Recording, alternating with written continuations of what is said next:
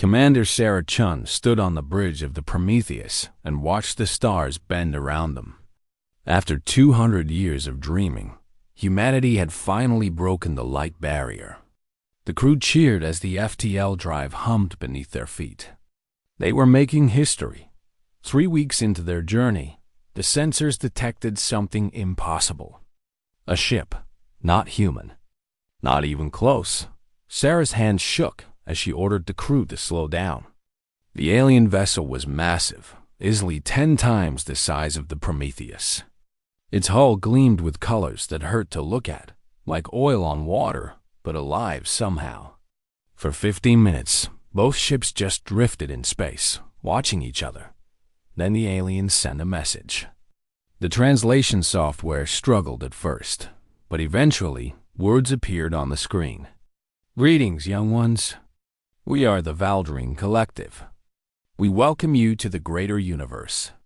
The crew erupted in celebration. They had done it. Humanity wasn't alone anymore. Over the next week, the Valdrine seemed almost too good to be true. They invited the Prometheus to dock with their mothership. They offered to share star charts and introduce humanity to something called the Galactic Council.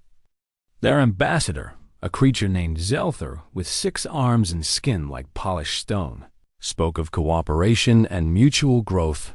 Sarah wanted to believe them. God, she wanted to believe them so badly. But Lieutenant Marcus Webb didn't trust easy smiles, even alien ones. He spent his free time analyzing every scan they took of the Valdrine ship. Something bothered him about the way certain sections were shielded. About the weapons ports they claimed were inactive, but still hummed with power. On the 8th day, Sarah approved a cultural exchange. 40 crew members would visit the Valdrine vessel, while 40 Valdrine would tour the Prometheus. It was supposed to be a celebration of friendship between species. Marcus pulled Sarah aside before the exchange. "Commander, I think we should keep the ship ready to move. Just in case." "You're being paranoid," she said, but she trusted Marcus. She ordered the engines on standby anyway. The moment the human delegation stepped onto the Valdrine ship, everything went wrong. Weapons fire erupted from hidden panels in the walls. Sarah watched in horror through the video feeds as her crew was cut down or captured. The Valdrine moved with practiced efficiency, like they'd done this 1,000 times before. On the Prometheus, the 40 Valdrine visitors dropped their friendly act in an instant. They pulled out weapons that had been hidden in their biological pouches and began shooting. "All hands, battle stations." Sarah screamed, but it was already too late for most of her crew. Marcus moved faster than the aliens expected. He tackled the nearest Valdrine and grabbed its weapon. The fight in the corridor was brutal and quick. Humans died. Valdrine died. But Marcus and a handful of others fought their way to the escape pods. Sarah sealed the bridge and rerouted all power to shields. Through the view screen, she could see the Valdrine mothership powering up weapons that could turn the Prometheus into atoms. "Commander, we have to go." Marcus's voice crackled over the cum from the pod bay. Sarah's hands flew over the controls. She ejected every escape pod at once, sending them scattering in different directions. The Valdrine couldn't track them all, but she couldn't leave. Not yet. Sarah broke into the Valdrine communication network. It wasn't hard. They weren't even trying to hide it. Why would they? They thought the humans were already beaten. What she heard made her blood turn to ice. "Confirm capture of specimens. The humans are suitable for Category 3 labor. Their homeworld coordinates are in the navigation computer." Another voice responded. "Excellent. Alert the fleet. We harvest their world within 6 cycles. These primitives will learn their place like all the others." They laughed. They actually laughed. Sarah set the Prometheus on a collision course with the Valdrine mothership and ran for the last escape pod. The ship's computer would handle the rest. She was halfway there when a Valdrine soldier stepped out of the shadows. It raised its weapon, but Sarah was faster. She'd never killed anything before that moment. The weight of it hit her later. Right then, she just pulled the trigger and kept running. The escape pod launched just as the Prometheus slammed into the Valdrian shields at near-light speed. The explosion was small, barely a scratch on that massive ship, but it bought her precious seconds. The pod's autopilot aimed for home. 6 months of cryo-sleep stretched ahead of her. Sarah looked back at the wreckage floating in space. 47 crew members dead or captured. First contact, and humanity had learned the universe's first lesson. Nobody was coming to save them. Nobody cared if they lived or died. The galaxy wasn't full of friends waiting to meet them. It was full of predators, and humanity was just more meat dot as the cryosleep drugs pulled her under. Sarah's last thought was about Earth. Beautiful, unprepared Earth. The Valdrian knew where it was now. They would come. They would come, and humanity had no idea what was waiting for them. The pod drifted through the darkness, carrying its warning home. 6 months. That's all the time they would have. 6 months to prepare for a war humanity couldn't possibly win. The universe had just taught humanity that hope was a luxury they could no longer afford. The stars weren't a frontier full of wonder. They were a hunting ground, and humanity had just been marked as prey. Sarah woke up screaming. The cryopod hissed open, and she fell onto the floor of the recovery bay. Hands grabbed her shoulders. Human hands, she realized with relief. Commander Chun, you're home. You're safe. But nobody was safe. That was the point. Within an hour, she was in front of the United Earth Council, telling them everything. The politicians looked at her like she was describing a nightmare. Some of them didn't want to believe her. Surely, they said, there must have been a misunderstanding. Marcus slammed his fist on the table. They're coming to take our planet. To make us slaves. What part of that sounds like a misunderstanding? The debate lasted 3 days. 3 days while the Valdrian fleet moved closer. Finally, the council voted. Earth would prepare for war. But how do you fight an enemy with technology centuries ahead of yours? How do you stop a civilization that's been traveling the stars since humanity was still banging rocks together? Dr. James Okoro had an answer, though nobody liked it much at first. We can't match their technology, he said, standing in front of the military command. We can't build better ships or stronger shields. We have 6 months. That's impossible. So what do we do? Asked Admiral Morrison. Roll over and die? No, James said quietly. We fight dirty. The room went silent. The Valdrian have rules, standards. They're used to civilized warfare between species that all use similar technology. They've probably been doing this for thousands of years. Always the same way. James pulled up tactical displays. But we're not civilized. Not by their standards. We're primitives, remember? So let's use that. Over the next week, James laid out his plan. It was ugly. It was brutal. It went against every rule of warfare humanity had spent centuries developing. Nuclear mines disguised as space debris. Kinetic kill vehicles, just chunks of metal accelerated to insane speeds. Biological weapons that the Valdrian wouldn't even think to defend against. Kamikaze tactics using automated ships. Cyber warfare. Psychological operations designed to make the enemy afraid. They expect us to fight like them, James said. Ships against ships. Honor and strategy. We're going to fight like cornered rats instead. Because that's what we are. Sarah listened to all of this and felt something die inside her. This wasn't the future she'd imagined when she signed up for the Prometheus. But the universe didn't care about her dreams. The Valdrian arrived right on schedule.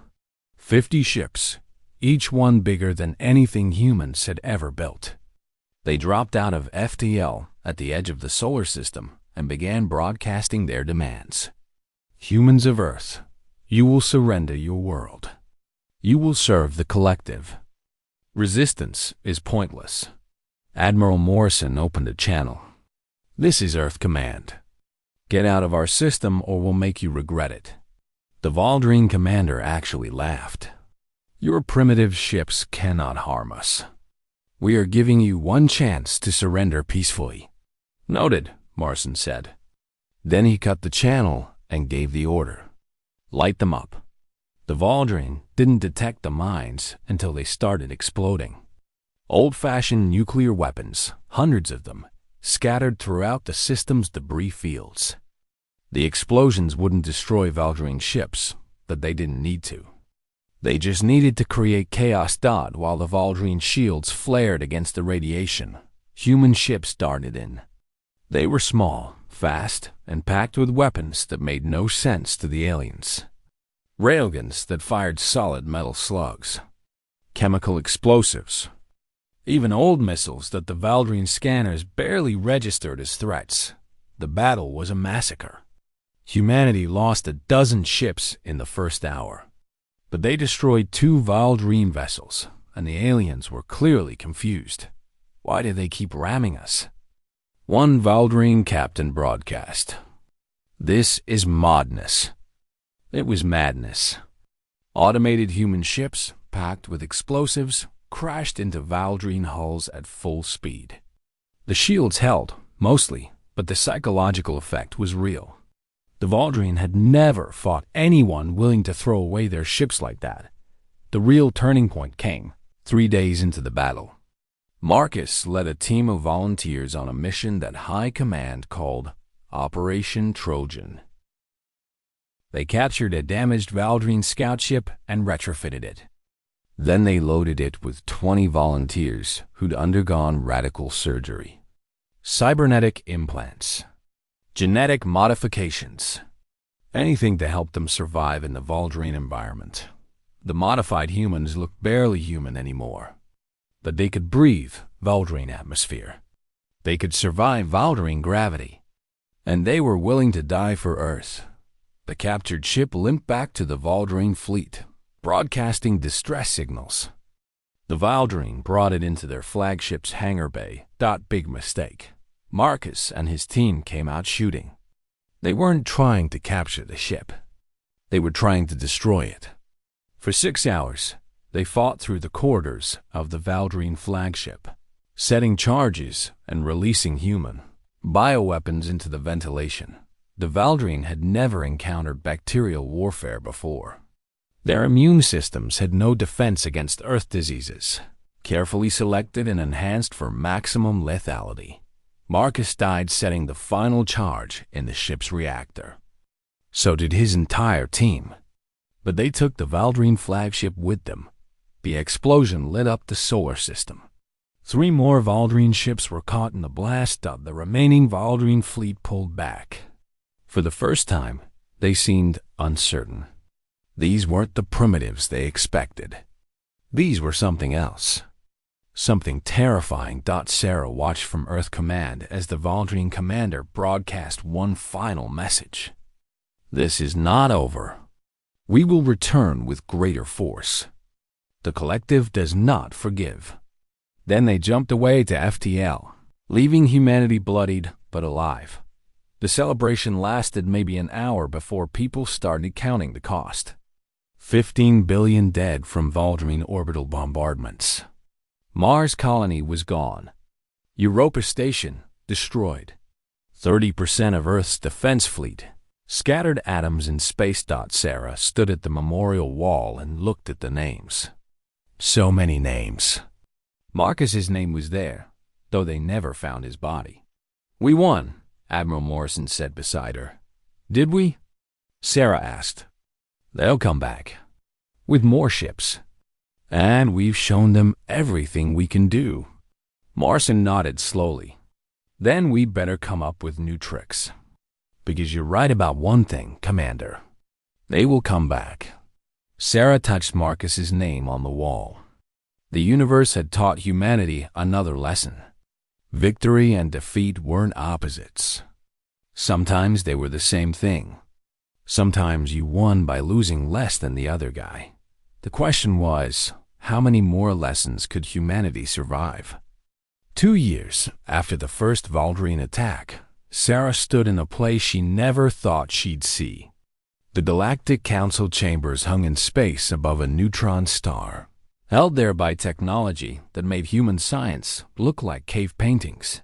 She wasn't here by invitation. She was here because Earth had no choice. The news of humanity's defense had spread across the galaxy faster than anyone expected. Other species wanted to know about the primitives who'd made the Valdrian retreat. Some were curious. Some were impressed. But most were afraid. The council chamber held representatives from 47 different species. Sarah recognized the Valdrian ambassador immediately. Zelther, the same creature who'd smiled and lied to her on the Prometheus. It looked at her with something that might have been respect or might have been hatred. Hard to tell with 6 eyes. The speaker, a floating jellyfish-like being called an Exari, addressed the assembly. We gathered to discuss the human question. The Valdrian Collective has requested permission to eliminate this species before it becomes a greater threat. Sarah's translator implant struggled with some of the alien languages, but she got the main points. Several species agreed with the Valdrian. Humans were dangerous, unpredictable. They fought without honor. A reptilian creature called a Sark stood up. They used biological weapons, chemical warfare, suicide attacks. These are the tactics of animals, not civilized beings. We use the tactics of survivors, Sarah said, standing. The chamber went quiet. You want to talk about civilization? Your civilized Valdrian tried to enslave my entire species. They killed billions of us. What were we supposed to do? Ask them nicely to stop. Zelther's skin rippled with colors Sarah couldn't interpret. You were supposed to accept your place. The strong rule the galaxy. The weak serve. This is natural law. Then we made ourselves strong, Sarah said. Isn't that natural law too? The Nexari speaker pulsed with light. The Kryn Empire wishes to speak. Sarah's blood went cold. She'd learned about the Kryn in the past 2 years. They controlled a third of the known galaxy. Their military was legendary. When the Kryn wanted something, they took it. Period. The Kryn ambassador was humanoid, almost beautiful, with silver skin and eyes like molten gold. But Sarah had seen the intelligence reports. The Kryn had destroyed 17 species in the past 1,000 years. Not defeated, destroyed, wiped from existence. The humans are a threat to galactic order, the Kryn said, its voice like music. They must be eliminated before they spread further.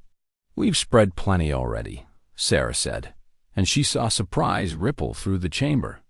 Did you really think we'd keep all our eggs in one basket after the Valdrian attack? We sent out colony ships, dozens of them, to systems you don't know about, with full instructions on how to build everything we learned fighting the Valdrian. She pulled up a holographic display. Right now, there are human settlements scattered across this entire sector. Some of them you might find. Some you won't. But every single one of them knows what the galaxy is really like. Every single one of them is teaching their children how to fight dirty, how to survive. You're bluffing, Zelther said. Am I? Sarah smiled, and it wasn't a nice smile. Here's what I know about the galaxy. You're all scared. Scared of each other. Scared of losing your positions. The Valdrian are scared of losing their slave trade. The Kryn are scared someone might challenge their empire. Everyone's so busy maintaining the status quo that you forgot what real danger looks like. She turned to face the entire council. Humans are that danger. Not because we want to be, but because you made us this way. You taught us the universe doesn't care about fairness. That might makes right. That the strong do what they want and the weak suffer. So here's my offer. Accept humanity as equals. Give us a seat on this council. Trade with us. Work with us. or spend the next 1,000 years hunting us through the galaxy, wondering which asteroid field has a human colony, which planet we've already reached, wondering when we'll come back, stronger and meaner than before. The chamber erupted in argument. Some species shouted for human extinction. Others called for containment. A few, the smaller ones who'd probably suffered under the big empires, stayed quiet, but Sarah saw them nodding. The Nexari speaker had the pulse with blinding light to restore order. The Kryn Empire calls for an immediate vote to authorize military action against humanity. Sarah held her breath. This was it. The moment that decided everything. The vote was close. Too close. 23 species voted for extermination. 20 voted against. 4 abstained. The motion passes, the speaker announced. Sarah felt the floor drop out from under her. She'd failed. Earth was doomed. Then something unexpected happened. A small, furry creature named Pilot, representative of the Quilix species, stood up. The Quilix invoke ancient right of protection. We will shield the humans. The chamber went silent again. The right of protection was old law, from before the Kryn rose to power. If one council species protected another, the protected species couldn't be attacked without declaring war on the protected too. We also invoke protection, said another voice. The Hartson, a silicon-based species Sarah had barely heard of. Then another. And another. 6 species in total, all small, all weak by galactic standards. But together, they made attacking humanity a lot more complicated. The Kryn ambassador's golden eyes narrowed. You would risk war over these primitives? We would risk war to stop you from having everything your way, Pilot said quietly. The humans showed us something. They showed us that the strong can be hurt, that the rules can be changed. Maybe it's time for a different galaxy. The speaker pulsed again. The motion is blocked by protection rights. However, humanity will be granted provisional status only. You will be watched. Any aggression will void the protection. Sarah nodded. It wasn't membership. It wasn't safety. But it was a chance. As she left the chamber, the Kryn ambassador stopped her. You've made powerful enemies today, human. I know, Sarah said. But we've made friends too. That's more than we had yesterday. Your friends are weak. When we decide to move against you, they won't be able to stop us. Sarah met those golden eyes. Maybe, but you're scared to find out, aren't you? That's why you wanted the council to do your dirty work. Because you're not sure what humans might do if you come for us directly. The Kryn ambassador said nothing, but Sarah saw the truth in its expression. The galaxy's greatest empire was afraid of humanity. Not because humans were strong, but because humans were unpredictable, dangerous. On the trip back to Earth, Sarah thought about what humanity had become. They'd come to the stars looking for friends and found only enemies. They'd learned to fight like demons to survive. They'd scattered across space like seeds, preparing for the worst. The universe had taught them to be cruel, to be ruthless, to trust no one and fear everything. On the trip back to Earth, Sarah thought about what humanity had become. They'd come to the stars looking for friends and found only enemies. They'd learned to fight like demons to survive. They'd scattered across space like seeds, preparing for the worst. The universe had taught them to be cruel, to be ruthless, to trust no one and fear everything. The question was whether humanity could ever unlearn those lessons, whether they could be anything other than what the galaxy forced them to become. Sarah wasn't sure she wanted to know the answer. 5 years after first contact, Captain Marcus Webb II stood on the bridge of the Retribution and watched the Kryn homeworld grow larger on the view screen. He was named after his uncle, the hero who died destroying the Valdrian flagship. He had a lot to live up to. The war with the Kryn Empire had been going on for 3 years now. The Kryn had ignored the Council's decision and attacked human colonies anyway. They were too powerful to punish, too important to sanction. So humanity fought back alone, with only their small allies providing what help they could. But humans had learned fast, maybe too fast. "All strike teams report ready," Lieutenant Chen said. She was Sarah's daughter, born just before the Prometheus launched. Now she was 27 and had already killed more beings than she could count. Marcus looked at his crew. Every single one of them had been born after first contact. They'd grown up in a galaxy at war. They'd never known the hopeful humanity that dreamed of peaceful exploration. They only knew survival. "Remember the mission?" Marcus said. "We're not here to conquer the Kryn homeworld.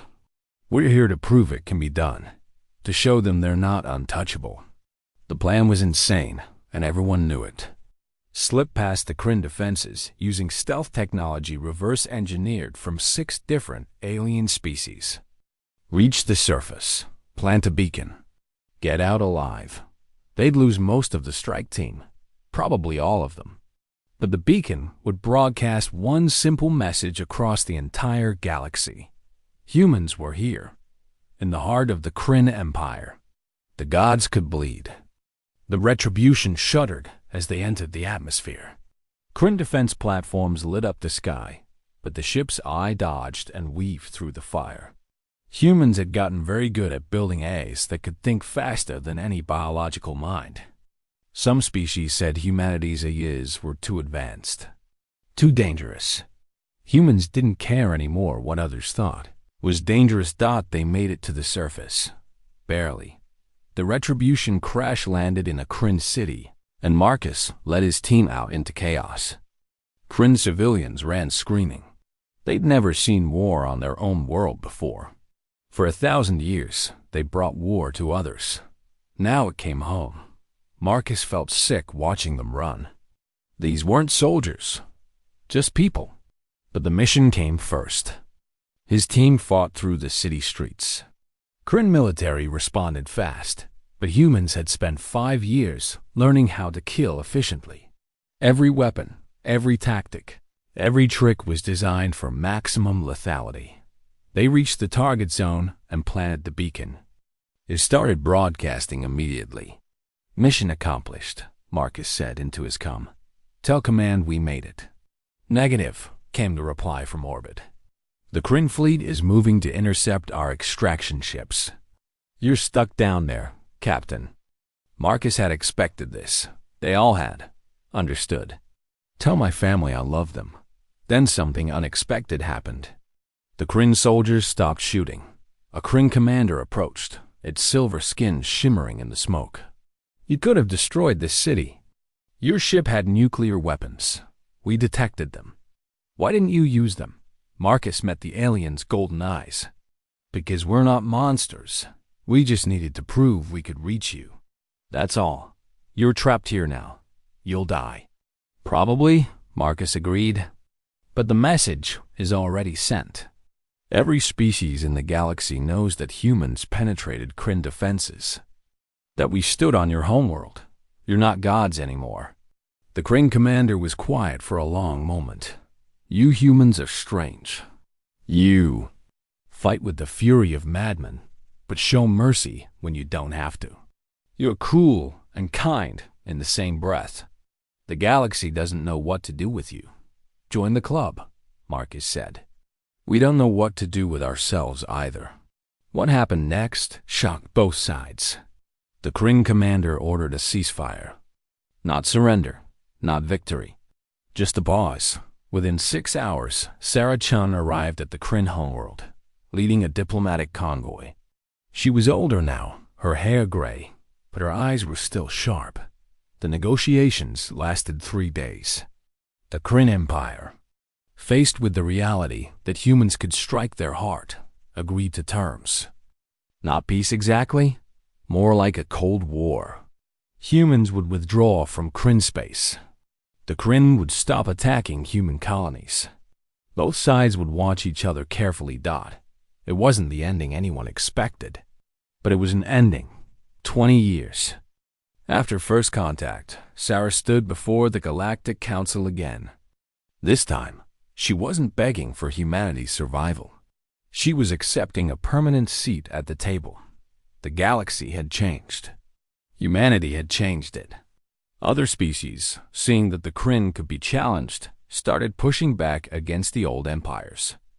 The balance of power was shifting, but Sarah felt no triumph. She looked at the young humans around her, officers and diplomats and soldiers. They were efficient, professional, deadly. They'd been raised in a galaxy that taught them to trust no one and fear everything. After the ceremony, Pilot Aquilix found her. The small, furry alien had been humanity's first friend and one of the few. "You seem sad, Sarah-chan. Your species has achieved so much." "We survived," Sarah said. "But I wonder what we lost along the way. We came to the stars hoping to find wonder. Instead, we found a war that made us into weapons." Pilot's ears drooped. "The galaxy taught you cruel lessons." "It did," Sarah agreed. "And we learned them too well. Look at our children. They're brilliant tacticians, fearless warriors, cold strategists. But they've never known peace. They don't know how to dream anymore, only how to survive." "Perhaps that will change now," Pilot said hopefully. Sarah wanted to believe that, but she'd seen the latest military reports. Humanity was building weapons that frightened even the Kryn, designing strategies for conflicts that hadn't happened yet, preparing for threats that might never come. The universe had taught humanity that only the strong survive. That mercy was weakness. That fear was the only currency that mattered. And humanity had absorbed those lessons completely. The question that haunted Sarah was simple. Could humanity unlearn what the galaxy taught them? Could they become dreamers again, or were they trapped as warriors forever? She watched a group of young human officers laughing together as they left the council chambers. They wore their uniforms proudly. They'd never known humanity before the Voldrene, before the war, before everything changed. Maybe that was okay. Maybe this was what humanity needed to be now. Not explorers or dreamers, but survivors, protectors. The species that learned the universe's cruel lessons and refused to become victims. But late at night, Sarah still remembered the Prometheus. Remembered how excited they'd been, jumping to FDL for the first time. How they believed the universe would be full of friends. That innocence was gone forever. The universe had taught humanity what it really was, a cold place where only the ruthless endured. And humanity had learned that lesson so well that they'd become teachers themselves. Now other species looked at humans with the same fear humans once felt looking at the Voldrene. The prey had become predators. The students had surpassed their teachers. Sarah didn't know if that was victory or tragedy. Maybe it was both. Maybe that was the final lesson the universe had to teach. Survival and loss weren't opposites. They were the same thing. She walked back to the human quarters alone, an old woman carrying the weight of her species' transformation. The stars still shone above her, beautiful and cold and indifferent. The universe didn't care what humanity had become. It never did. But humanity would remember. In their stories and their songs and their warnings to future generations. They would remember what they used to be, before the galaxy taught them cruelty. And maybe, someday, they would find a way to dream again.